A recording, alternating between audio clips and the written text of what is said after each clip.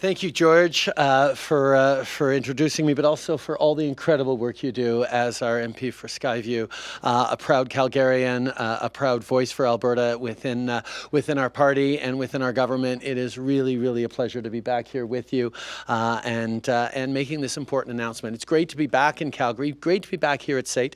Thank you so much, Sonia, for your leadership here in the school, but also, David, thank you for welcoming us as well. And thank you to all the teachers and instructors and leaders here that make SAIT such an extraordinary institute where so much happens, not just building the future and training students to be able to have the impact that they need to have in the economy of tomorrow, but also directly serving communities in ways that really demonstrate the values and the ethos that is typical to SAIT, but also typical to Albertans, being there for each other, visionary about the future, and working hard every step of the way. That's why it's so great to be back in Alberta, so great to be having conversations with people about what governments can do to make sure people are having the best possible future. Because we all know times are tough right now. There's challenges around inflation, challenges around affordability, particularly around housing and groceries, concerns about the impacts of climate change and what that's going to mean for jobs in the future, for careers that young people can have. There's a lot of uncertainty in a world that's changing right now. And that's why, as a government, we've continued to step up. And it hasn't been automatic, and it hasn't been easy, because there's a lot of different perspectives on how to best help Canadians to move forward.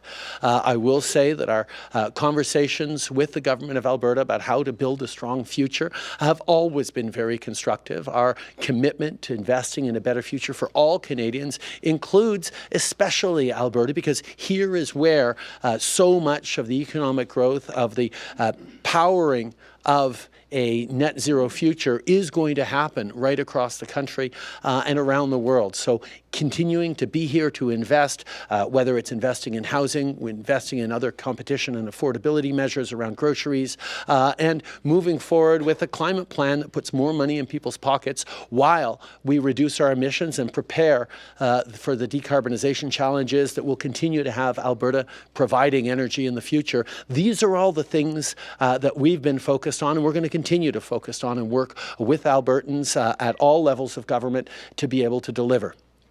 Mais ici aujourd'hui, je suis très content d'être ici pour parler de la santé, parce que nous reconnaissons à quel point c'est important de garder les Canadiens en santé. And speaking about healthcare is an essential building block of a successful future for Canadians.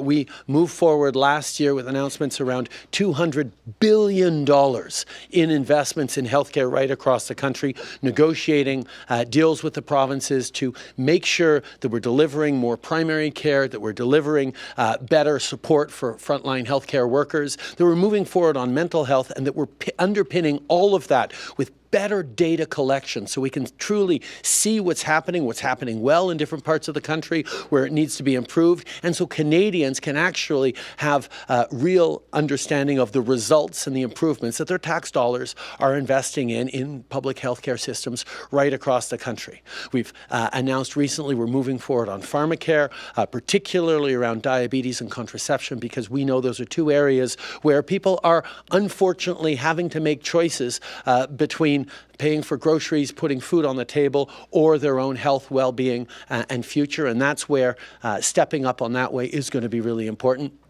But today we're here to talk about dental care. This is a way for us to not just go at people's health and improve health outcomes for Canadians across the country. It's also a way of dealing with affordability. Last year, almost 500,000 kids whose families don't have any sort of dental coverage were able to go to the dentist because we stepped up around dental care. And this year, we've already seen 1.3 million seniors sign up for our Canada Dental Care Plan. This is going to make a huge difference right across the country. So far, Canadians 70 and older are registering for this program. Within a month, it'll be down to 65 and older who can register, and people will start getting services as of later this spring right across the country. It's a really exciting time because we know that mouth health is body health increasingly, and making sure that our seniors and our young people, as a first step, have access to dental care is about creating both healthier outcomes and less pressures on our healthcare systems, but also better quality of life while taking away some of the affordability challenges for people. It makes a huge difference, and it's something that we're very, very pleased to be stepping up on and delivering for seniors right now, right across the country.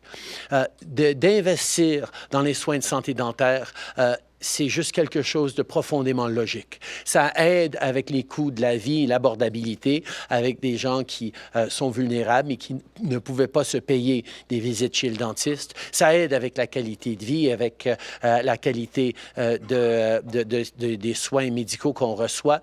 On est en train d'investir tout de suite dans un avenir plus fort pour tous.